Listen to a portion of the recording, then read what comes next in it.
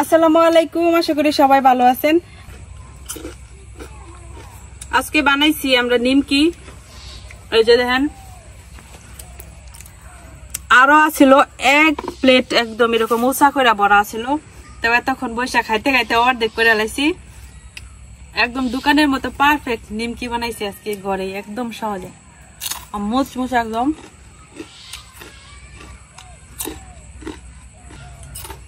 নিমকি গুলা খাইতেছি আর ভাবতেছি একটা কাজ করবাম। আজকে দিনে সারাদিনে ভালো গেছে। এই যে সামনে যে দেখতেছেন ফুল গাছগুলা, সবগুলাতে ফুল আসছে অবশ্য, তারপর আমি কাটতে ফেলাই দিলাম। এটার জন্য অন্ধকার আর গাছগুলা অনেক বড় হয়ে গেছে। আগে খাইয়ে লই পরে কাম। এই কসমস ফুলগুলার গাছটারে আমি মানে খালি পিঞ্চিং করে করে দিছি, যাতে এরকম জার হয় আর অনেক সুন্দর ফুল হয়। তারপরেও গাছ দেন কত বড় হয়েছে আর ফুল ছাড়ছে অবশ্য, খুব সুন্দর কালার থাকলেও এখন আমার এটার প্রতি মায়া লাগতেছে না, কারণ আমার এটা দরকার নাই এখন।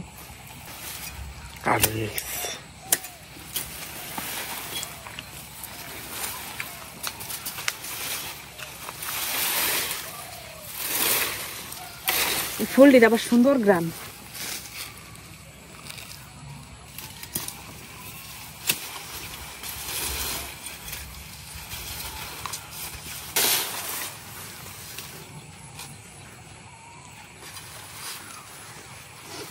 এই গাছগুলা কাটতে কাটতে একটা কথা মনে পড়লো। তো এই যে আমার বাড়িটা দেখতেছেন, ছোট্ট গড়টা।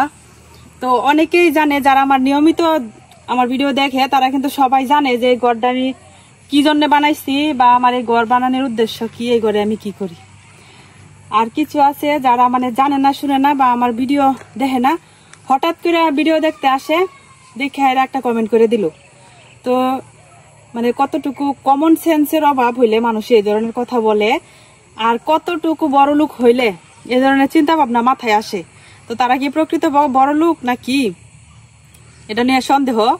কারণ অরিজিনাল যারা বড় লোক তারা কোনোদিনও মানুষটা এরকম কথা বলবো না, কারণ এরকম কথা বলার আগে তার মাথায় ব্রেনে কাজ করবো যে আসলে কথাটা যে বলতেছি এই কথাটা কতটুকু যুক্তিযুক্ত। তো দেখলাম ওই দিন আমার একটা ভিডিওতে একজন আপু, উনি হয়তোবা আম্বানি পরিবারের কোনো সদস্য, তো জানি না, উনি আমারে কমেন্ট করছে যে এই ঘরে থাকে আবার অনলাইন। তো মানে উনি বুঝাইতে চাইছে যে আমি গরিব, এই ঘরে থাকি আবার অনলাইন চালাই। কারণ আমার প্রশ্ন হলো, আমি গরিব হইয়াও এইরকম ভাঙা ঘরে থাইকাও অনলাইনে কাজ করতে পারতেছি, আর আপনি এত বড় লোক, এত কোটি কোটি টাকার মালিক, এত দালান কোঠাতে থাইকে আপনি জীবনে কি করতে পারছেন? নিজের জীবনের হিসাব মিলান, আর অন্যজনে কি করলো না করলো ওই চিন্তা করে আপনার ঘুম হারাম করার তো দরকার নাই। অনেক কিছুই বলতে চাইছিলাম, তবু কম করে বললাম, কারণ যারা আমার রেগুলার দর্শক তারা ঠিকই জানে আমি এই ঘরে কি করি আর এই ঘর কি জন্য।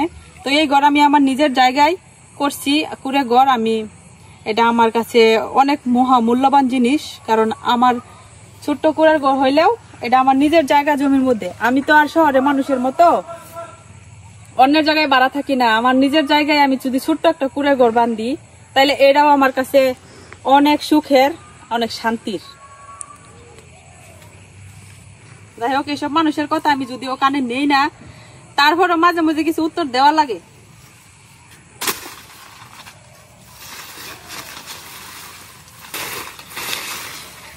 এখন জায়গাটা কতটা ফাঁকা হয়েছে, এই দুন্দুল গাছগুলো সব কাটতে ফেলাই দিলাম। এখন আর দুন্দুল হইতেও না, আর খাওয়ারও দরকার নাই আমার। এই যে জায়গার মধ্যে একটা বালতি, এটা এই যে ডালিয়া গাছটা লাগাইছিলাম, তো গাছ তো মারাই গেছে, দেখি ভিতরে আলু আছে কিনা। ও বাবা, বালতি সহ উঠতে গেল। এই বছর আমি এমন আলসা হয়েছি, মানে একটা ডালিয়া ফুলের আলু সংগ্রহণ করে রাখি নাই। সবগুলাই যে যেমনি আছিল তবে এমনি আছে, আমি আর একটা উড়াইছিও না, দেখছিও না।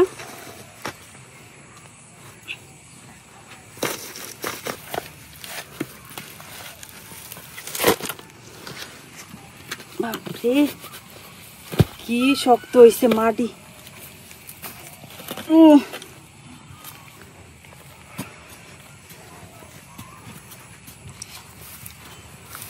সুহি আছে নাকি?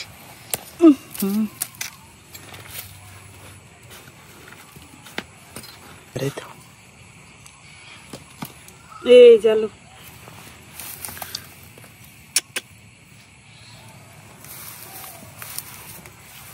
আরো আছে ভিতরে, অনেক বড় হয়েছে।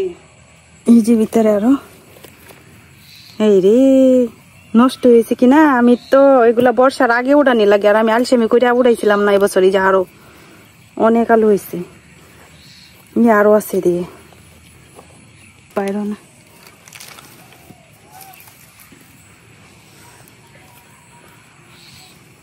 কত বড় বড় সাইজের একটা আলু, দেখেন কতগুলো আলু পাইছি। আলু মানে কন্দ আর কি, ডালিয়া ফুললে কিন্তু কন্দ থেকে গাছ হয়, আবার বীজ থেকে হয়। তো এগুলা কিন্তু পচে না, এখনো শক্ত আছে, আর কয়েকদিন গেলে কিন্তু পচে যেত।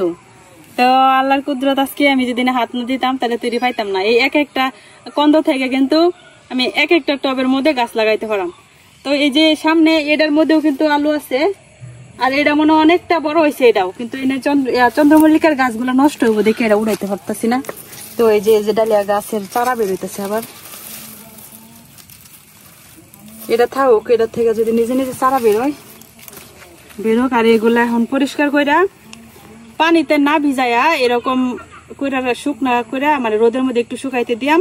তো উপরে ভেজা বালুটা শুকাইলে যাবো গা, তারপরে হলো একটা কিছুর মধ্যে দিয়ে এরকম ঝুলায় রাখলেই বা নেট ব্যাগের মধ্যে রাখলেই চারা বেরোইব। আমি আরো ঘরে রাখছি, ওইগুলাতেও চারা বেরোইতেছে। যখন লাগাইম তখন আপনাদেরকে অবশ্যই দেখাইম। তো আমি এতক্ষণ এটি কাটিয়া হাঁপাই গেছি একদম। এখন এই যে পিচ্ছিরে লাগাই দিছি, হ্যাঁ কাটতেছে।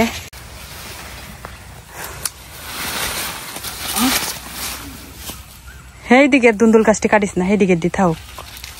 এই যে কত ফুল ফুটছিল, কিন্তু এগুলা আমার দরকার নাই। এখন জায়গাটা বন্ধ করে রাখছে আর অন্ধকার হয়ে রয়েছে। এই যে পরে এই যে এডিও সব এডিও সব কাটতে ফেলাই দেওয়ান লাগবো। এই যে দুন্দুলের করা হইছে, হোক দুন্দুল অনেক খাইছি, আর খাওয়া লাগতো না। আল্লাহ অনেক দুন্দুল খাওয়াইছে। তো এইভাবে যদি আর কয়েকদিন রোদ উঠে পরে যায় ওই জায়গার মধ্যে কাজ ধরবাম, আর এই সাইড গুলাও সব ঠিক করবাম। তো ইনশাল্লাহ আশা আছে, আমি খালি অপেক্ষা করতেছি কবে হলো বৃষ্টিটা যাইবো, তারপরে শুরু করাম সব কাজ। কতটা ফুল, হ্যাঁ অনেক সুন্দর ফুল ফুল। এটা ওই যে ইয়াটা খালি সেই গাঁদা ফুল গাছটা থইয়া, ওই যে এটা থইয়া, এই যে এটা মুরুখ ফুলটা খুব দিস না কে তুই হেডে কাট গাড়ি যেতিস না, তোর দাদা খুঁজে খালি কুবাই থই দি। হ এমনি কুবাই খালি থই দি, এমনি থাকুক এমনি থাকুক। একেবারে সার হয়ে গেছে, এটি মানুষে খায় রে, খাইবা? এটা আমরা জীবনে খাইছি না। এক জিনিস খাইলে সে হলো অভ্যাস থাকলে খাওয়া যায়। এই যে এইগুলা নাকি মানুষের শাক পাতাও খায়, আবার ডাটা হিসেবে রান্না করেও খায়। জঙ্গল হয়ে গেছে পুরো আমার বাড়িটা, একদম জঙ্গল। হয় এটাও কাট দি, খালি কুপ দিয়ে রেখে দি। এখন এই যে কতটা পরিষ্কার লাগতেছে, মানে একদম আলো ঢুকতেছে। আর এতদিন এই জায়গাটা একদম অন্ধকার হয়ে আছিল এই গাছগুলোর লাগিয়া। তো এখন এই যে এডি কাটা শেষ, এখন কিছু পাট শাক গাছ আমি রাখা দিছিলাম। তো এখন এই পাট গাছগুলাও কাটতে ফেলাই দিয়াম। আর এই যে ঘাসগুলা নিচে, এই ঘাসগুলা এখন আর পরিষ্কার করতাম না, কারণ এটা পুরাটা হলো ট্রাক্টর দিয়ে হাল চাষ করে দিয়াম। তো কষ্ট করে আর ঘাস মানে পরিষ্কার করার দরকার নাই। নিচে রেখে দি, বিছায় রেখে দি, কাটতে খালি মানে দুমায়া কূপ দিব, কূপ দিয়ে খালি যেমনি আছে যেমনি আছে এমনি খালি রেখে দি। ঢেঁড়স গাছের বীজের মধ্যে এই যে চারা গজাইয়া একদম চারাও হয়ে গেছে। আমরা এই যে রান্না আবার আর যাবতীয় কাজটা শেষ করে এখন আবার আরেক কাজের মধ্যে লাগিয়ে গেছি। এই যে হলো মাছ, ছোট মাছ ধরবার লাগিয়া, কারণ আমার বিড়ালের মাছ নাই। তো বাজারে আর পুঁটি মাছ পাওয়া যাইতেছে না, আর এখন তো পানি কম, পানিও নাই, মাছ তো তেমন একটা ধরা পড়তেছে না। এখন তারা যে কি খাওয়াইবাম রাতের খাওয়ার জন্য কিছু নাই, মানে শুধু পুঁটি মাছ দারকিনা মলা এগুলা ছাড়া আর অন্য কোনো মাছ খায় না, যার লাগে এই যে এখন কয়েকটা মাছ মারার চেষ্টা করতেছি, দেখি উঠে কিনা।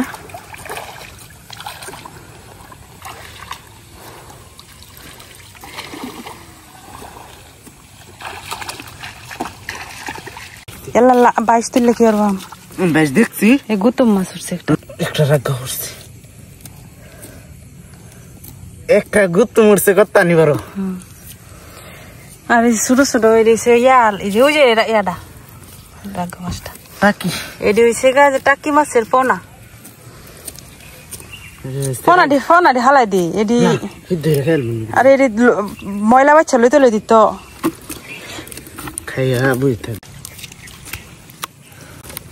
যেমনে কইস যে কত উঠছে রাগা মাছের।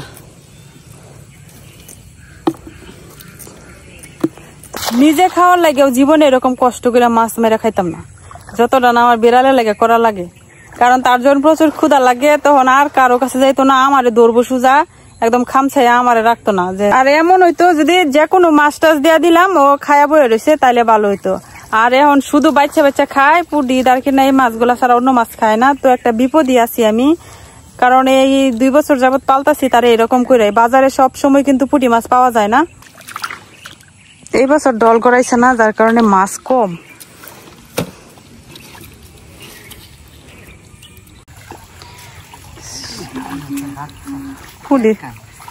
পুঁটি মাছের বাচ্চা, হ্যাঁ বাচ্চা বুচ্চা এটা শুরু শুরু ইয়া দেখাম হইব। ওই যে এতক্ষণ আমরা যেটি পাইছি যেন 2-3টা আছে পুঁটি মাছ আর কিছু টাকি মাছের বাচ্চা, এগুলাই আপাতত দেওয়া লাগবো। গ্রামে কিন্তু এখন শীতকালের আমেজ শুরু হয়ে গেছে, এই যে দেখেন এখন সন্ধ্যা প্রায়, আর একটু পরে মাগরিবের আজান দিব। আর এখন দেখেন যে কুয়াশা পড়া শুরু হয়েছে, ওই ধানের উপরে শিশির বিন্দু জমা হইতেছে।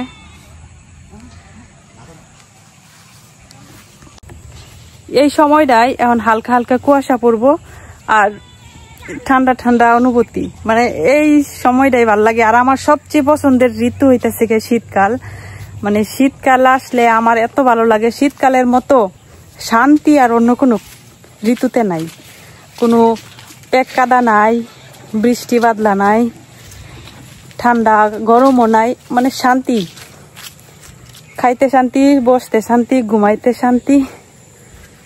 তো যাই হোক এতক্ষণ মাছ মারার চেষ্টা করলাম, তো বেশি পাইছি না, কয়টা পাইছি, এই কয়টাই সেদ্ধ টেদ্ধ করে আজকে দিয়াম, রাতটা শুধু খাওয়াইতে পারলেই হইলো। তো আজকের ব্লগটা এই পর্যন্তই, সবাই ভালো থাকবেন, সুস্থ থাকবেন, আল্লাহ হাফেজ।